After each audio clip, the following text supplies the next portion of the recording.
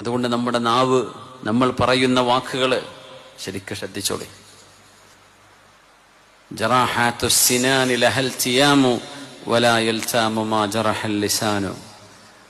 കുന്തത്തിന്റെ മുന കൊണ്ട് കുത്തി മുറിവേറ്റിയ ആ മുറിവ് മാറിയേക്കും, പക്ഷേ വാക്കുകളെ കൊണ്ട് വേദനിപ്പിച്ചത് നമ്മളെ കൽബിന്ന് മായൂല. എന്നാലും എന്നോടത് പറഞ്ഞില്ലേ, എന്നാലും അന്ന് എന്നെ അങ്ങനെയല്ലേ അവള് പറഞ്ഞത്, അവന് പറഞ്ഞത് എന്ന് നമ്മുടെ കൽബിലേക്ക് ഇങ്ങനെ തേട്ടി വരും.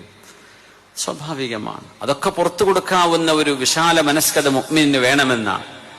എന്നാൽ അള്ളാഹു നമുക്ക് പുറത്തു തരും. പക്ഷേ നീതി എന്ന് പറയുന്നതും ന്യായമെന്നതും ഒരു സംഗതിയാണ്. അതൊരാൾക്ക് അവകാശപ്പെടാം. ഞാൻ പൊരുത്തരണമെങ്കിൽ നീ ആരോടൊക്കെ എന്നെ പറ്റി പറഞ്ഞിട്ടുണ്ടോ അവരോടൊക്കെ പൊരുത്തപ്പെടിച്ചാലേ ഞാൻ പൊരുത്തപ്പെട്ടിട്ടുള്ളൂ എന്ന് ഒരാൾക്ക് വേണമെങ്കിൽ പറയാം. അയാൾക്ക് അവകാശമുണ്ട്. അല്ലെങ്കിൽ പറയാം ഞാൻ പൊരുത്തപ്പെട്ടിരിക്കുന്നു. അതുകൊണ്ട് ലോകത്തിന്റെ നാനാഭാഗത്തും എത്തുന്നതാണിത്. കുറെ ഷെയറും ലൈക്കും കിട്ടുമ്പോഴേക്ക് തോന്നിയതൊക്കെ പറയുകയും വിളിച്ചു പറയുകയും ചെയ്ത് മനുഷ്യരെ അപമാനിക്കുന്ന ഈ പരിപാടി നിർത്തിയില്ലെങ്കിൽ അള്ളാഹിന്റെ കോടതിയിൽ നമ്മൾ പിടിക്കപ്പെടും. നമുക്ക് അവകാശങ്ങളോ നമുക്ക് ഹക്കോ ഉണ്ടായിരിക്കാം, അത് വേറെയാണ്.